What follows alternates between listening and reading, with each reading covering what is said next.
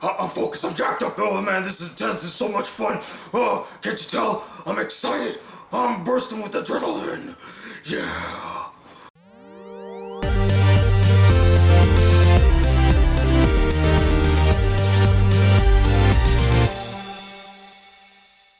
Hey guys, the Black Critic Guy, and I'm here today to review the film, The Fate of the Boreas. No, I did not misspoke. You did not mishear me.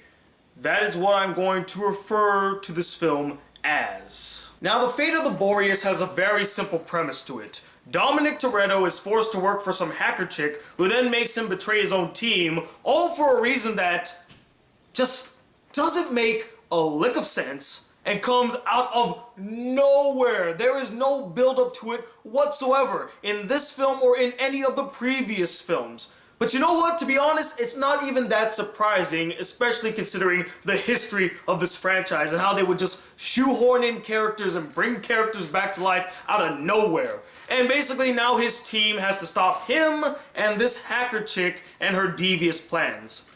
That's the entire movie. Cue the nonsensical, extreme bullshit. Now, my relationship with the Fast and Furious franchise has been a rocky road, to say the least. I get it because it's a series about oh my god! As if the forced humor of this 8th film wasn't painful enough! The first 4 films I don't care much for, but they were all entertaining to a certain degree in their own way. The 5th film was a very refreshing take on a franchise trying to carve a new path, and I think that they found their niche. Instead of focusing on racing, they focused on a heist film and adding a lot of action-intense scenes, and I thought it really worked. It's a fun ride, pun intended. And then the 6th film of the franchise, surprisingly, I loved. It's my favorite in the entire series. And I'm kind of baffled as to why I like it so much, especially since a lot of the problems that I found with the next 2 installments of the franchise exist here in Fast and Furious 6, but I still really enjoy it. It's a really fun, mindless popcorn film. And I think the reason I like it so much is that it gave me everything that I enjoyed from Fast 5, but intensified it to the next level. They upped the ante, and I like the fact that Dom and his team was actually challenged in this film. They actually met a foe that was at the same level. Owen Shaw's team is basically what Dom's team were in the previous films, and the fact that they realized this was kind of entertaining, just seeing them clash back and forth. And Owen Shaw is still the best villain I've ever seen in the Fast and Furious franchise. And then we got the 7th film, which had a very, very well done, touching send-off to Brian, Paul Walker's character, but the rest of the film was very clunky, and I thought it was passable at best. And with all that said, I wasn't really looking forward to The Fate of the Boreas. It just looked like another conventional Fast and Furious film that's going to give us the exact same thing that we have seen in all the other films before it. Nothing new, nothing interesting, just cookie cutter, by the numbers type action.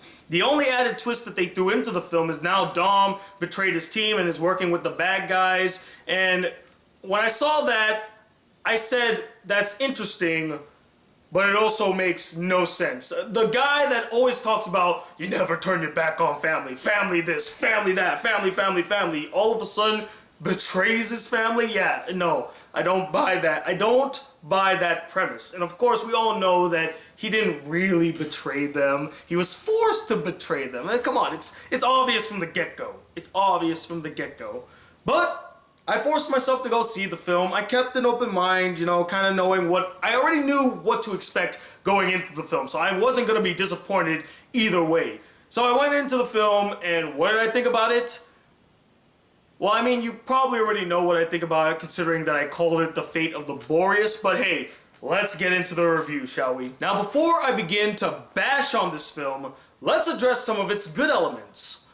The acting is pretty serviceable for what the movie is. I mean, they're not trying to go for the Oscars or anything here. You're not going to get any high caliber acting. I mean, it is a mindless popcorn action movie, and the acting complements that. It's acting that you would find in a movie such as that. But that's not to say that there weren't some standout and strong performances. The strongest out of all of them was, of course, Charlize Theron as the evil hacker woman antagonist.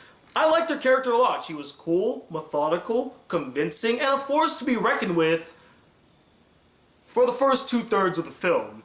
After that, not so much, but I still really enjoyed her character. Jason Statham, surprisingly, was the only actor in the entire team that I felt was having fun with his role. Not only were his action scenes the best in the entire film, like I always look forward to seeing another action scene with Deckard in him, but I also liked that they showed a much more lighter and humorous side to his character that actually made him quite charming and likable. His little back and forth with The Rock, although it was a bit silly and predictable, still made me chuckle. I found them pretty funny. And I'm not gonna lie to you guys, I would love to see a spin-off film starring his character. He is without question the most interesting, fascinating, and refreshing character that this franchise has offered in quite some time, and I would like to see him carry his own film. Jason Statham, talk to somebody that works with the Fast and Furious crew and say, hey, you know, my character's pretty popular, you brought him back for another film, why not, you know, take it a little further? Give me my own film. Let's see the adventures of Deckard Shaw. I'm not even kidding. I would love to see that. I don't want him to be a part of Dom's crew because he's just gonna be watered down, and we don't need a watered down version of Deckard Shaw. He's cool on his own.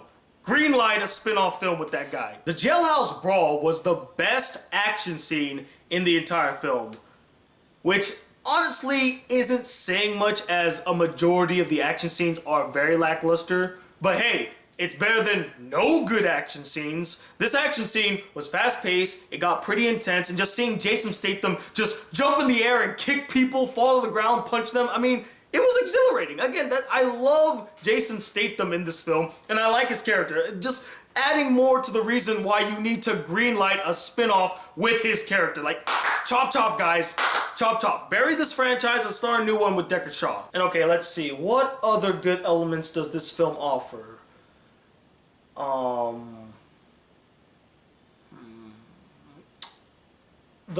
The cars looked pretty nice. There were a lot of hot girls and stuff. I'm grasping at straws. I mean, besides the things I mentioned previously, this film doesn't offer much of anything. It's all just hollow, generic, and so fucking forgettable. Everything that was wrong with the previous installments are once again present here in The Fate of the Boreas. It's as if they didn't hear any of the criticisms that people had with the previous films and, I don't know, try to fix them, improve them, make them better. Oh, no, we don't need to do that. That actually takes effort. Nah, just rehash and recycle the same old boring shit that they've seen before. Only this time, let's intensify it to the next level of complete and utter nonsensical bullshit. That's exactly Fate of the Boreas in a nutshell. And you know what? I have to get this one thing out of the way in order to clear my conscience and to vent a little.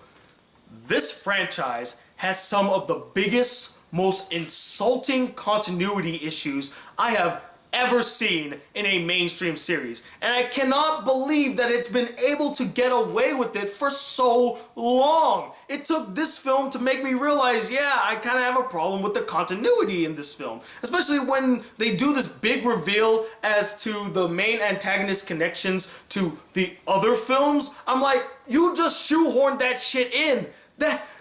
There was no build-up, there was no mention to it in any of the previous films. You just kind of said, hey, we gotta make all the films connect somehow, so let's just throw in this one line that kind of connects her to everything that happened in the previous films. What? No, it doesn't work that way, and it's so irritating to see. This is the only franchise that I know out right now that's able to get away with this shit and people are fine with it. And I'm not saying that everyone else is guilty and I'm okay. I'm guilty of this too. I liked Furious 6, and that was probably the biggest sign right there, when they brought Letty back from the dead. I should have been like, whoa, wait a minute. Okay, that just doesn't make any sense. She died.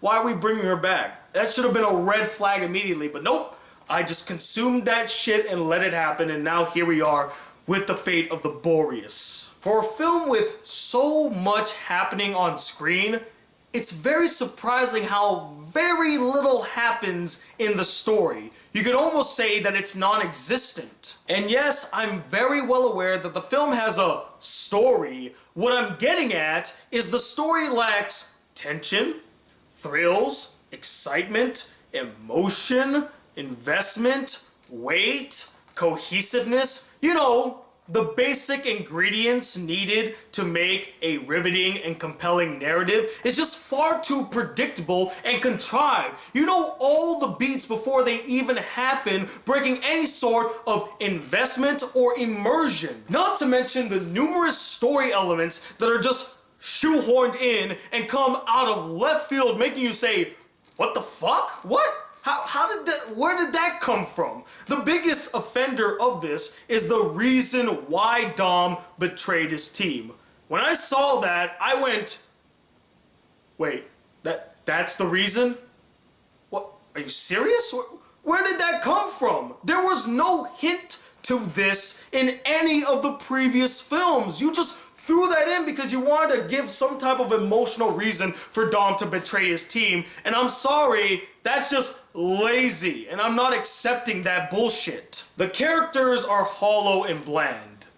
No surprise there. I cared zilch about any of them. Not a single one of them had any chemistry with each other, which is so damn bizarre as they have been a part of this franchise for so many years now, yet no improvements whatsoever, and all of their comedy bits weren't that funny. They were just painfully cringe-worthy. I can't begin to count the many times I was face palming throughout the film because of how the characters were acting. There is an entire scene at the beginning of this film where The Rock is apparently coaching a little girl's soccer team, forces them to do this ancient Pacific Islander dance that was more confusing than it was badass or cool. And then he has this really awkward and forced humorous exchange with an agent that goes on for far too long. This whole entire scene was painful and embarrassing to watch. I cannot believe that they actually decided to keep it in the film. If I saw that in the editing room, I would have been like, we need to remove this scene, or we need to find a way to go around it because that is just, that's a mess. That is terrible. Don't ever bring that up again. And speaking of characters, the character of Roman, he needs to fucking die already. This character serves no other purpose in this franchise besides boring ass comic relief. And even then, he's not even that funny. He's more of a racist stereotype.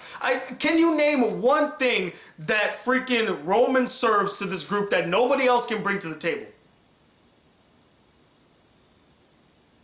Yeah, that's what I thought. He is fucking useless. And the action in this film is not only the weakest I've seen in the franchise as of late, but also the most lackluster and completely forgettable action I've seen in a movie in 2017 so far. There's just no sense of style to any of these action scenes. They're all generic and boring. No thrills in them whatsoever. And these action scenes go on for far too long. They drag these action scenes out, thinking that it could be more intense if it went on for much longer, but the truth is, it doesn't get more intense. It just stays stagnant. It plateaus really quickly. Like, it rises and then, it stays like that throughout the entire action scene. And it just keeps going and going and going and going and going and going and going and going and going, and I'm sitting there like, why should I even give a fuck?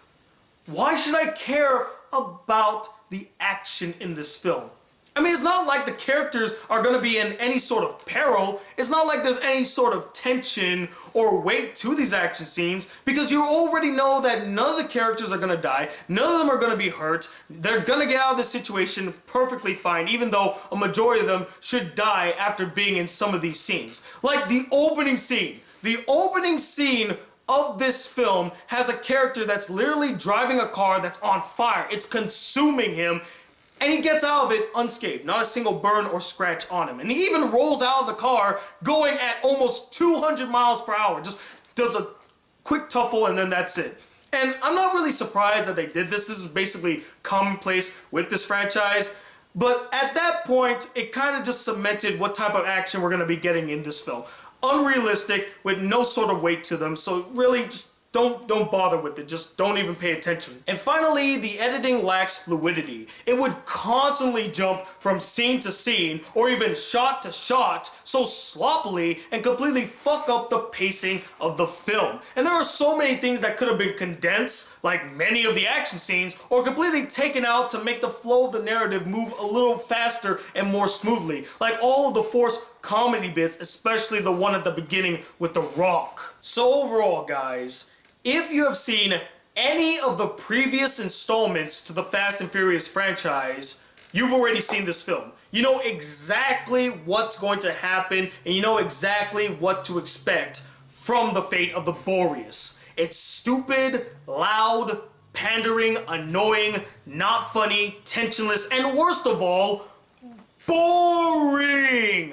It's mindless in every sense of the freaking word. And it's a series that refuses to evolve, refuses to improve or get better or try anything new. They just want to be just like Transformers and just constantly rehash the same old tired shit that we have seen in other films previously. And it's gonna end up biting it in the ass later down the road.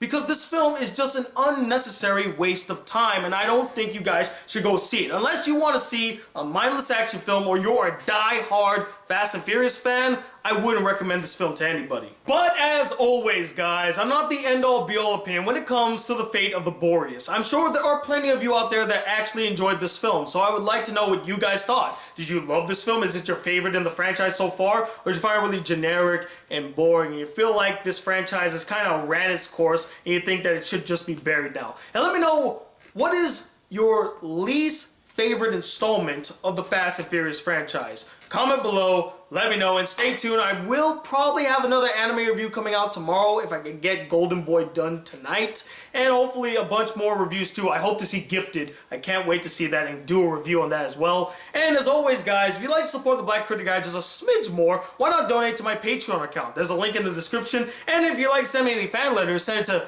this P.O. box right up here. And if you'd like to be a part of the Black Critic crew and not miss out on a single awesome video on this channel, please hit that subscribe button below. Like this video if you really enjoyed it. And I'm Tony Wilder II, ride or dying as the Black Critic Guy. Till then, peace, YouTube.